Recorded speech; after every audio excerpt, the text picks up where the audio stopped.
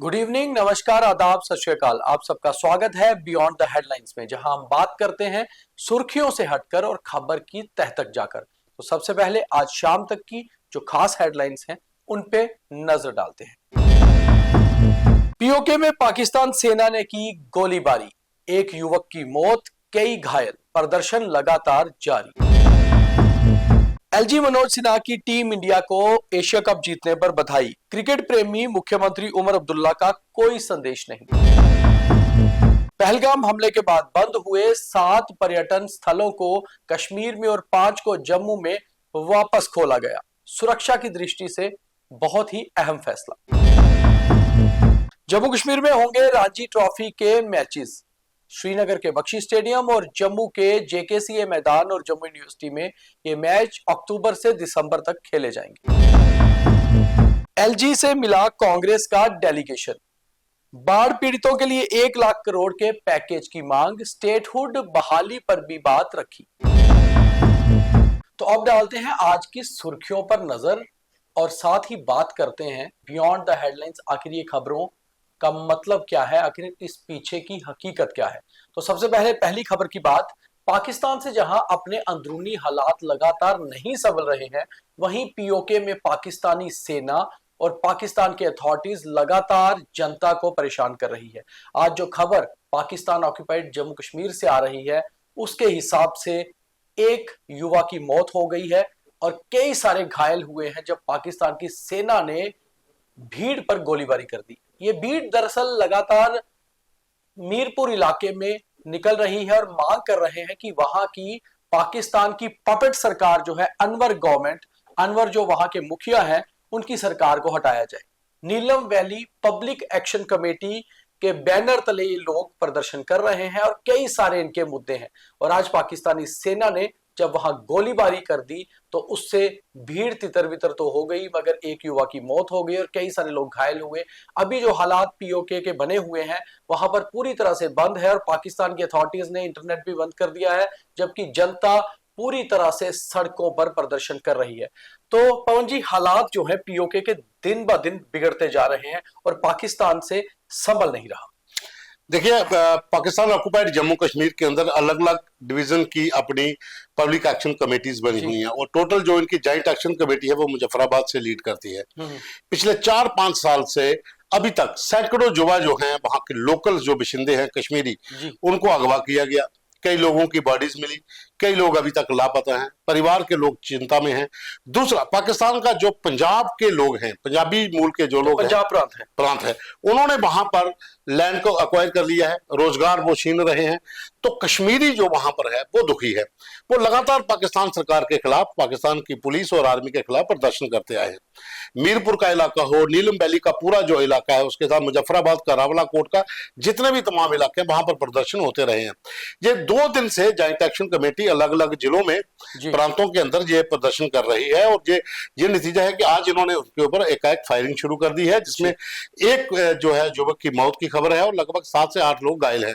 घायलों की संख्या बढ़ भी सकती है। वहां पर लोग खुद दिखा रहे हैं कितनी गोलियां वहां पर, सिक्के जो पड़े हुए थे, खोल जो खाली खोखे होते हैं वो पड़े हुए हैं, कितनी फायरिंग वहां पर हुई है।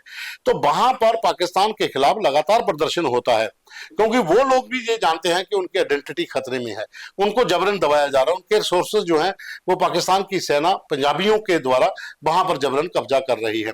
यही कारण है कि पीओजेके के भीतर आए दिन लगातार इस तरह का जो जॉइंट एक्शन कमेटी है वो प्रदर्शन करती है। जॉइंट एक्शन कमेटी के भीतर ही अलग अलग जो इनके इलाके हैं वहां पब्लिक एक्शन कमेटी है वो ये प्रदर्शन कर रही है और उसी का नतीजा है कि पाकिस्तान की फौज जो है लगातार इन पे फायरिंग करती है, लाठीचार्ज होता है और ये पिछले 4-5 साल से हो रहा है। बहुत ज्यादा जुल्म वहां पर लोगों पर है। और जो बयान निकल के आ रहे हैं कि वहां की जनता का कहना है कि ना केवल पाकिस्तान की सेना बल्कि पाकिस्तान की पुलिस भी लोगों पर बहुत कहर डाल रही है।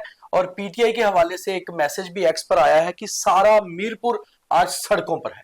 देखिए, एक चीज आपको माननी पड़ेगी कि पाकिस्तान ऑक्युपाइड जम्मू कश्मीर के भीतर भले ही यहाँ का प्राइम मिनिस्टर हो, यहाँ पर अलग से वो लोग जो है सरकार को हटाने की भी मांग हो रही है, अनवर गवर्नमेंट, और साथ में कंट्रोल पूरा पाकिस्तान सरकार का है। ये लोग उन्हीं के पपट होते हैं। पाकिस्तान के जो प्राइम मिनिस्टर हैं उनके खिलाफ प्रदर्शन हो रहा है, अनवर के खिलाफ प्रदर्शन हो रहा है, क्योंकि जितने भी वहां पर पीओजेके के भीतर एडमिनिस्ट्रेशन के लोग हैं वो सब के जो है पाकिस्तान सरकार के कंट्रोल में है। तो लोगों पर जुल्म हो रहे हैं, महंगाई बहुत ज्यादा है, रोजगार नहीं है, जी। जो रिसोर्सेस है वो छीन लिए गए हैं, तो लोग काफी ज्यादा परेशान है। आप आइडिया लगा लीजिए कि जम्मू कश्मीर, हमारा जो जम्मू कश्मीर है, यहाँ पर आपको आटा महंगे से महंगा भी मिलेगा तो 30-40 रुपए किलो मिल जाएगा, वहां पर 150 रुपए किलो आटा है। चीनी बहुत ज्यादा महंगी है, तो महंगाई इतनी ज्यादा है कि लोग त्रस्त हैं। यही कारण है कि इनके खिलाफ लगातार प्रदर्शन होते आ रहे हैं। और वो दिन दूर नहीं, शायद नेपाल की तरह वहां भी लोग सड़कों पे उतरे और सरकार को उखाड़ फेंके। बिल्कुल, वहां पर हर मीरपुर की बात कर लीजिए, रावलाकोट की बात कर लीजिए, जितने भी इलाके हैं, मुजफ्फराबाद में देख लीजिए, आए दिन प्रदर्शन होते हैं और पूरे पूरे शहर बंद भी रहते हैं। तो अपनी अंदरूनी हालातों से भी पाकिस्तान जूझ रहा है, और पीओके में जिस तरह वो कहर ढा रहे हैं, वहां भी हालात अब बदतर होते जा रहे हैं। और मुझे लगता है कि पूरे दुनिया की नजर अब पाकिस्तान पर होगी कि पाकिस्तान में हालात कैसे बने हुए हैं, ये नेशन है भी है या यहाँ सिर्फ सेना का ही कंट्रोल है। अगली खबर की बात करते हैं तो बीती रात भारत ने एशिया कप जीत लिया, और एशिया कप जीतने के बाद हर तरफ से बधाइयों का तांता लगा हुआ है। लेफ्टिनेंट गवर्नर मनोज सिन्हा ने भी एक्स पर मैसेज लिखा और कहा कि कांग्रेचुलेशंस टीम इंडिया के बेहतर प्रदर्शन से हम आखिर जीत गए। मगर हमारे क्रिकेट प्रेमी मुख्यमंत्री उमर अब्दुल्ला की तरफ से कोई भी संदेश जो है टीम इंडिया के लिए नहीं आया है। हालांकि उमर अब्दुल्ला हमेशा से क्रिकेट के फैन रहे हैं, क्रिकेट देखते हैं, बहुत सारे खिलाड़ी भी उनके जो हैं बहुत पसंदीदा है। मगर उमर अब्दुल्ला बीती रात दिल्ली में थे एक कार्यक्रम में, उसके बाद आज सुबह श्रीनगर पहुंचे, गांधरबल में भी गए अपनी कॉन्स्टिट्यूंसी में, मगर उनके 2 ट्विटर हैंडल है, मैसेज एक जगह भी नहीं आया। देखिए, अचंभित करने वाली बात है, क्रिकेट प्रेमी है, पहले बहुत ज्यादा ट्वीट करते थे हमेशा, लेकिन एशिया कप में पाकिस्तान की हार के बाद कोई मैसेज नहीं आना, ट्वीट नहीं करना, अपने आप में कहीं ना कहीं थोड़ा सा वो लगता है कि शायद क्या वजह है कि सीएम ने इसके ऊपर ट्वीट नहीं किया। हालांकि प्रधानमंत्री ने तो रात को ही कर दिया था, एलजी ने भी रात को किया, तो शायद उसमें ऑपरेशन सिंदूर था जहां फिर पाकिस्तान की टीम है, लेकिन अब चलो उस चीज को हम साइड पे रखते हैं। लेकिन एज ए क्रिकेट प्रेमी, एज ए मुख्यमंत्री जम्मू कश्मीर, आपको ये फर्ज बनता था बधाई देना। खैर, आपने अपनी मर्जी है, क्या कर सकता है कोई, लेकिन बनता क्रिकेट देखना छोड़ दिया है, छोड़ दिया। अगली खबर की बात करते हैं। अगली खबर भी कश्मीर से जुड़ी हुई है। पहलगाम हमले के बाद कश्मीर में कई सारे पर्यटन स्थलों को बंद कर दिया गया था, जिनमें 7 कश्मीर में थे और 5 जम्मू रीजन में। इन पर्यटन स्थलों को लेफ्टिनेंट गवर्नर के निर्देशों के अनुसार अब वापस खोल दिया गया है, और ये पर्यटन स्थल कौन से हैं ये भी हम आपको बताते हैं। और इनको बंद करने के बाद अब खोलने से पर्यटन को बढ़ावा मिलेगा, ये भी जाहिर सी बात है। तो ये जो पर्यटन स्थल बंद किए गए थे, जिन्हें वापस खोल दिया गया है आज से, इनमें अरू वैली, राफ्टिंग पॉइंट यनीर, अक्कड़ पार्क, पातशाही पार्क, बीच बिहाड़ा, दारा शिको गार्डन, ये है कश्मीर के। और जम्मू की अगर बात करें तो रामबन इलाके का डगन टॉप, कठुआ का डग्गर, रियासी का चिंका वैली, सलाल का शिव केव और डोडा का पदरी, इन सभी टूरिस्ट स्पॉट्स को आज से वापस खोल दिया गया है। तो पवन जी, एक अच्छी खबर है पर्यटन के हिसाब से भी। देखिए, खबर तो अच्छी है, लेकिन आप ये ध्यान रखिए कि ये कौन कौन से पॉइंट थे जी। जितने भी ये पॉइंट हैं, उन इलाकों में पहलगाम के बाद आतंकियों की मूवमेंट ट्रैक हुई थी जी। और सरकार नहीं चाहती थी कि दोबारा से इस तरह से कुछ ऐसा हो। एक गलती हो गई, उसके बाद ये तमाम जो स्टेशन थे वो बंद कर दिए थे। अब आहिस्ता आहिस्ता उन इलाकों के भीतर जो सर्च ऑपरेशन था वो लॉन्च था, वो अब खत्म हुआ है। लेकिन कुछ इलाके अभी भी ऐसे हैं जहां पर आतंकियों की मौजूदगी है, लेकिन वो टूरिस्ट स्पॉट से दूर है। इसी वजह से इन्होंने अब ये कहा है कि ये सभी स्पॉट जो है जो खुल गए हैं, जहां पर लोग जा सकते हैं, पहले बैन किया गया था। अब ये भी देखा जा सकता है कि सरकार, अब सर्दियां आने वाली है, तो बहुत से पॉइंट ऐसे भी हैं जहां पर भीड़ इस समय नहीं होगी, लेकिन गर्मियों तक हो सकता है कि पूरे इलाके की ओर रखी हो जाए, क्योंकि आतंकियों का मंसूबा अगर इसी तरह का पहलगाम की तरह हो तो बहुत से ऐसे स्पॉट थे जहां पर ये अटैक कर सकते थे। तो सुरक्षा बलों की अपनी भी एक टेक्निक है, अपनी स्ट्रेटजी है, और सरकार ने भी देखा कि अगर सुरक्षा के हिसाब से इनको अगर बंद करना है तो बंद किया जाए तो बेहतर भी था। लेकिन अब ये एक अच्छी खबर है कि टूरिज्म के लिए जो खोल दिए गए। तो सर्दी में सारे स्पॉट्स खुले रहेंगे, सैनिटाइज कर लिया गया है, सुरक्षा के इंतजाम भी अब इन सभी स्पॉट्स पर रहा करेंगे। अगली खबर जम्मू कश्मीर से जुड़ी हुई है, और एक अच्छी खबर एक और है जम्मू कश्मीर के लिए। जम्मू कश्मीर में आने वाले 3 महीनों में करीबन 8 रणजी ट्रॉफी के मैचेस होंगे और फर्स्ट क्लास क्रिकेट के मैचेस होंगे। ये मैचेस कश्मीर के बख्शी स्टेडियम के अलावा जम्मू के साइंस कॉलेज ग्राउंड और जम्मू यूनिवर्सिटी ग्राउंड में खेले जाएंगे, और इनमें जम्मू कश्मीर का मैच हैदराबाद से, महाराष्ट्र से और साथ ही साथ मुंबई से और कई सारी टीम से होगा, जिसमें मेघालय और नॉर्थ ईस्ट की टीम होगी। तो एक समय जब जम्मू से ही मिथुन मनहास को बीसीसीआई का प्रेसिडेंट बनाया गया है।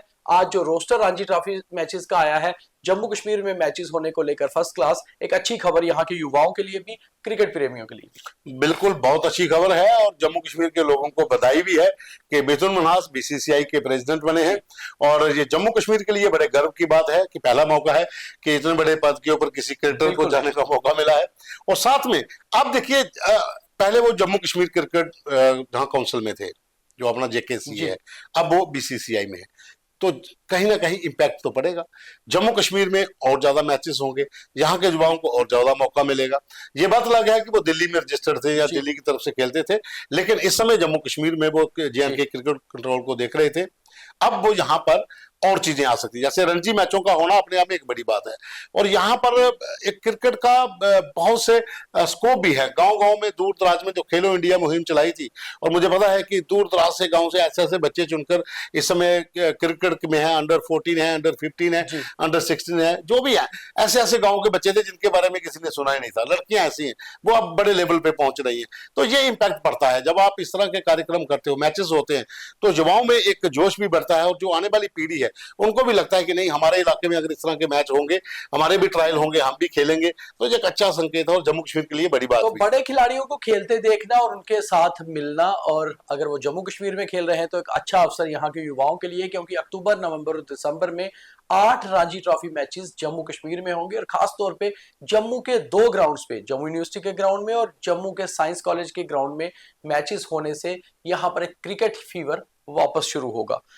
लेफ्टिनेंट गवर्नर से आज कांग्रेस का एक हाई लेवल डेलीगेशन मिला। इसमें कांग्रेस के कई दिग्गज नेता, रमन भल्ला, योगेश सानी, लाल सिंह, रविंदर शर्मा के अलावा और सारे कई कांग्रेस के नेता भी थे। और इस डेलीगेशन की सबसे बड़ी जो मांग थी मिलने की, वो ये थी कि जम्मू कश्मीर के बाढ़ पीड़ितों के लिए 1 लाख करोड़ का पैकेज की मांग इन्होंने की। और साथ ही साथ लेफ्टिनेंट गवर्नर को एक मेमोरेंडम दिया और स्टेटहुड बहाली की भी बात उनसे की। देखिए, एक अच्छी बात है कि विपक्ष ने जो है अब एलजी सरकार से मुलाकात की है। हालांकि वो पक्ष में है, सरकार है कांग्रेस तो, हाँ पक्ष में है, लेकिन उनको विपक्ष में केंद्र में भी है और जम्मू कश्मीर में भी वो विपक्ष में ही है, क्योंकि वो वेंटिलेटर पर है। ना तो वो सरकार का हिस्सा है, ना सरकार से बाहर अंदर है, लेकिन गुम चुप है। तो अच्छी बात है कि एलजी से मिले हैं, जो बाढ़ पीड़ितों के लिए उन्होंने पैकेज की मांग की है। और साथ में स्टेटहुड की बात करें, वो तो सबको पता ही है कि कांग्रेस पहले से भी मांगती रही है, एनसी ने भी कहा है और बीजेपी ने कहा हम देंगे, लेकिन वो देंगे कब, वो बात की बात है। लेकिन बाढ़ पीड़ितों के लिए उठाया गया कदम सराहनीय है कि आप मैं तो चाहता हूं कि जम्मू कश्मीर कांग्रेस जो है, इनके तमाम लोग जो है वो सेंटर में भी बड़े मिनिस्टरों से मिले और उनसे भी कहें कि जम्मू कश्मीर के लिए पैकेज जल्दी अनाउंस करें, क्योंकि जहां पर जरूरत है, बहुत से लोगों का नुकसान हो चुका है। अभी भी ऐसे किसान हैं जिनकी जमीनों के अंदर पूरी की पूरी जमीनें बह गई हैं, फसलें तबाह हुई है, उनको मुआवजे की जरूरत है। जिन लोगों के घर टूट चुके हैं, जानी नुकसान जिनका हुआ है, दरारें आ चुकी हैं, रोड बह चुके हैं, तो एक लंबा अभी समय लगेगा इन लोगों को उभरने में। लेकिन उससे पहले अगर उचित मुआवजा मिल जाता, अच्छा पैकेज मिलता है, तो लोगों को थोड़ी राहत मिलती है। तो पिछले कुछ समय से कांग्रेस की यह मांग सबसे जेन्युइन मांग में एक है, मगर जरूरी है कि कांग्रेस इसे केवल मेमोरेंडम में न रखे, बल्कि इसको फॉलो अप भी करे, ताकि जम्मू में बाढ़ग्रस्त इलाकों में जो बाढ़ पीड़ित है उनका कुछ भला हो पाए। तो यही थी आज की बीटीएच की खास खबरें। अब देखिए थॉट ऑफ द डे। और अब थॉट ऑफ द डे यानी कि आज का ज्ञान। ईश्वर की आस्था मन से होती है, ना कि दिखावे से। इसलिए कोशिश ये करें कि ईश्वर की प्रार्थना और आस्था मन से, दिल से करें, ना कि सोशल मीडिया पर दिखाकर। हालांकि सोशल मीडिया पर अगर आप ऐसी पोस्ट डालते हैं तो उससे आप कई सारे लोगों को जरूर जगा पाएंगे, मगर कम से कम अपने अंदर के, अपने मन के ईश्वर को भी जगाइए।